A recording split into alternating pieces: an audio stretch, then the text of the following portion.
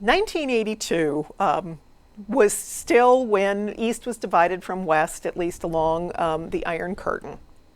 And I was working for the FFA in the international department, coordinating exchange programs for American students going to other countries to live and work on farms, to whether it was for 6 months or a year. And also we brought in students, agricultural students from many countries around the world to live and work on agricultural or horticultural operations in the United States as an exchange program. In 1982, the opportunity came up for us to develop an exchange program between the young farmers in Poland and the FFA. Now, that was an unusual time because in 1982, Poland was under martial law. So at the FFA, we thought, well, perhaps this is not the best time to try to further develop this exchange program, but the Polish Young Farmers Association was eager for us to explore this. So I was a young woman, I was 21 years old, and I thought that there was no problem in volunteering to go to Poland to try and see how their young farmers associations and how these things worked. And so I did. So being a little bit naive about how strict some of these things were, I went to the Polish embassy in Washington, D.C., and asked to speak to the agricultural attaché. And so I knew and had met and had lunch with the agricultural attaché from Poland previously, so I just asked to see him, explained to him that I wanted to go on request of his own government's young farmer program, and I wanted to spend the summer in Poland working with that young farmers group to see if we could establish firmer relationships.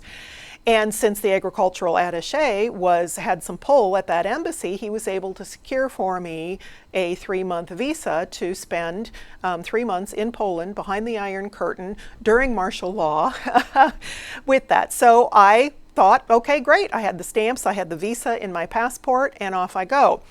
Well, a week or two later, the FFA was hosting a Food for America event on our lawns, and the FBI pulls up to our headquarters. And 2 FBI agents get out and they ask to speak to me. That shocked not only me, but probably everybody in the FFA headquarters, because they thought that of everybody that we had working there, I would be the perhaps least likely suspect for the FBI to be looking for. And so we found a private office, and the FBI officers started asking me questions about my plans for the summer, and I answered truthfully. And then they asked the question that they really wanted to know, which was, how in the world did I get a visa to a seemingly closed door country? Because there were not, apparently, unbeknownst to me, many visas that were issued by the Polish government to allow Americans to come into their country during that time. Now, I'm sure that there were diplomatic issues and all kinds of other things, but it had not occurred to me that it would be suspect if I received a visa on an agricultural basis when many other visa requests were being denied. And so I just said truthfully, I knew the ag attaché from Poland. I asked him, he talked to his people there, and they secured a visa for me to do this. Well, the FBI didn't seem to think that that could possibly be as simple as that. I have no idea what they were really thinking. I could only interpret from the questions that they asked me. But they insisted then that I stay in touch with them in the United States, and that they required me to check in to the U.S. Embassy in Warsaw when I arrived in the country. And I agreed to do that, was happy to do that, but only to find out later that the FBI was keeping tabs on me in the United States before I left for Poland, because they were concerned that I might have contacts with the Polish government, that I might potentially be spying for them, which was to me very laughable, but they have to take these things seriously. the Young Farmers Association placed me in 2 different placements for the summer, 2 different types of placements. I spent the first month and a half or so with a private family that had a privately owned apple orchard. However, the husband that owned that privately owned apple orchard happened to be the first secretary of the Communist Party in that district, so I knew I was being looked after and kept track of. While I was living with the family on the apple orchard, I was able to develop a relationship with the grandfather that lived on that farm. He was old enough that he spoke some German because of the occupation during World War II. Now his German was based on what citizens had to learn to survive under German occupation.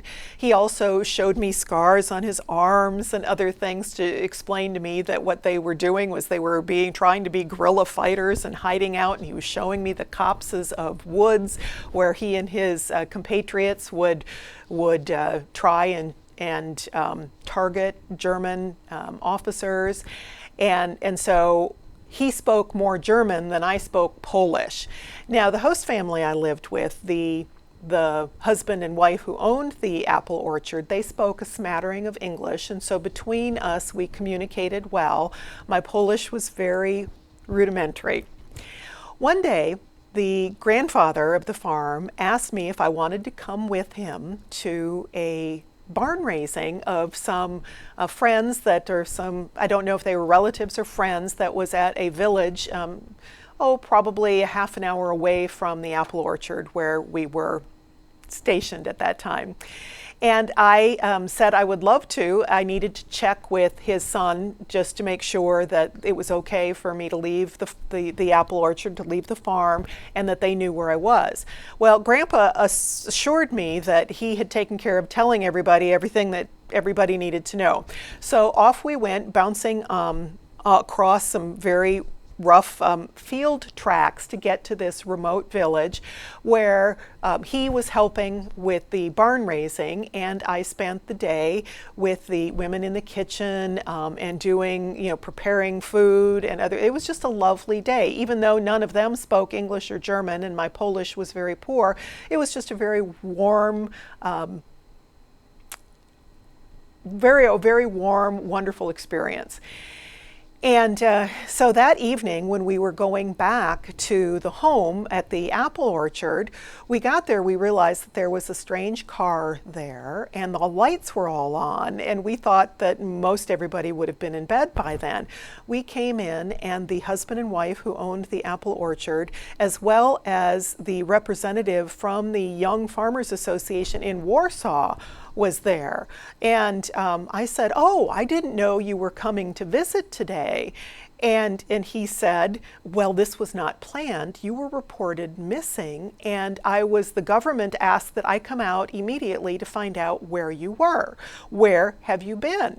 And I said, "I was with my host father's father, and we were at this village at a barn raising all day." And they wanted to know if I could prove it, and I said, "I don't know." You'll have to ask the grandfather. And of course he explained where we had been, and his son, my host father, is like, "Yeah, okay, this sounds like my father. We're all good." And then all of a sudden the official from the Young Farmers Association looked a little alarmed, and he needed to find a functioning telephone to contact other officials in Warsaw, because the U.S. Embassy had been contacted and that they were in the process of sending people from the U.S. Embassy out too, because having an American at large unaccounted for behind the Iron Curtain in a country that was under martial law is understandably not something that anyone was comfortable with. At the end of my stay in Poland, the Polish Young Farmers wanted me to spend a few days seeing some of the most famous sites that they thought in Warsaw. And so it was only a few days, so they put me in a hotel where it was acceptable for Westerners to stay, and then during the day they would take me out touring. And so we went to some incredible places, but we never went to anything in Warsaw. And then they'd bring me back late in the day and ask me to stay in my hotel until they came to fetch me the next morning.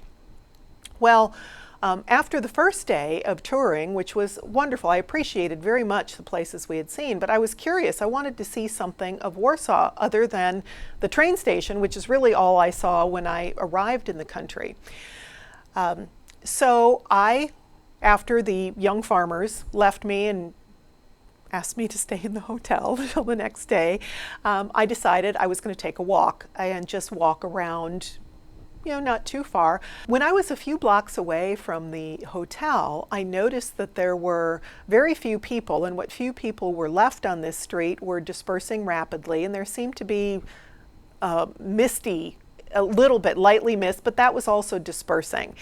And as I walked through, I started sneezing a bit, and I could feel that that wasn't just a normal mist, that there was something chemically, as I found out shortly later that that was the remnants of tear gas that was used to disperse a crowd.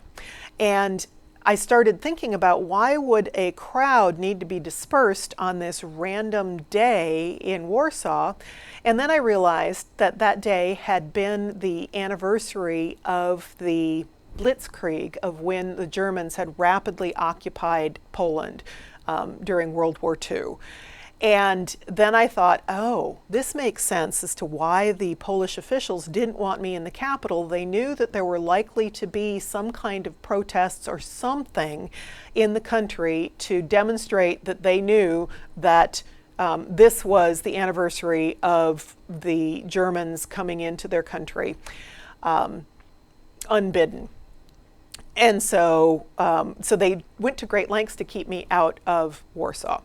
And I thought, well, that's interesting. I wish I would have come through this street a little bit earlier to see what was going on.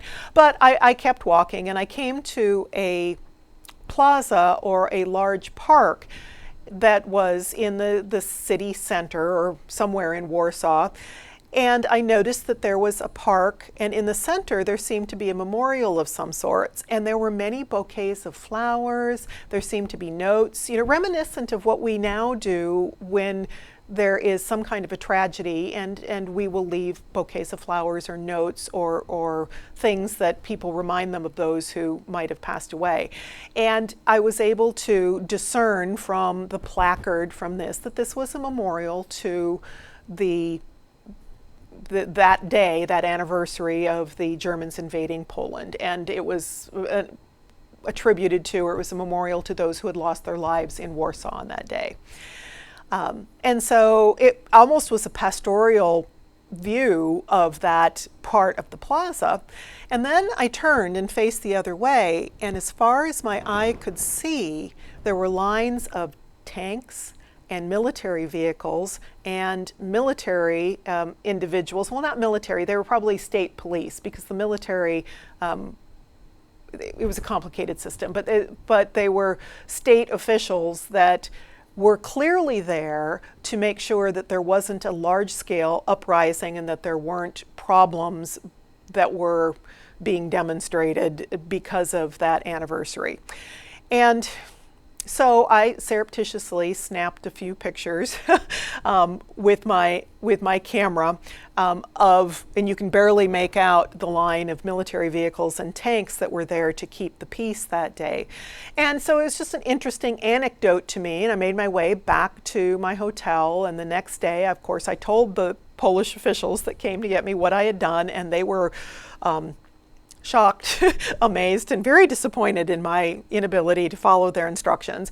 And so they kept me out until I was so exhausted the next day that I had no choice but to stay in my hotel. But they also imprinted on me the dangers of wandering around unaccompanied in the political environment. And so I actually obeyed the next day. And then the day following that was my train trip from Warsaw back into West Germany. So when I arrived in West Germany, I had friends that were picking me up, and I was going to stay with friends for a couple of days before I was to teach the next language school. And when I was with those friends, they we stopped at a newsstand, and I saw a international edition of Time magazine. And I said, oh, and so I picked up a copy since I had just spent 3 months in Poland without a ration card, and I had no news at all because from the Western world, the only news we received was through the government in Poland. And that was in Polish, so it was difficult for me. And so I picked up the copy of Time magazine, and then as I was flipping through, I came to a photo of that same plaza with the flowers and the notes and the other things, and I read the caption that was underlying the photo, and the caption was emphasizing how peaceful that day of anniversary and remembrance of the beginning of the German occupation of Poland was. There was no mention under the photo or in the accompanying article of the massive showing of military or of state police in the tanks and the military vehicles that were there, nor was there a mention of any tear gas having to be used to disperse crowds that were trying to honor and remember this tragic time. And so that's when I realized that since everything that was in a communist country at that time had to be filtered through censors or others in order to make it to the West, I realized that the Western media, or whoever it was that put together that international edition of Time magazine, in order for that photo and that article to actually appear in a publication, that it had to be approved by the authorities. And the authorities in Poland were not going to allow anybody to acknowledge that there was in any way, shape, or form anyone in Poland who was indicating that being occupied by the Germans was a negative thing.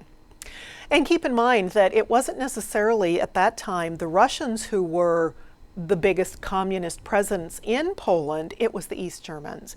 And so any expression of dissatisfaction with Germans at that time would have been censored out. And so that was, as an American, that was my first sincere view or realistic view of how censorship was still alive and active, and that the American right or freedom of the press is certainly not a universal thing.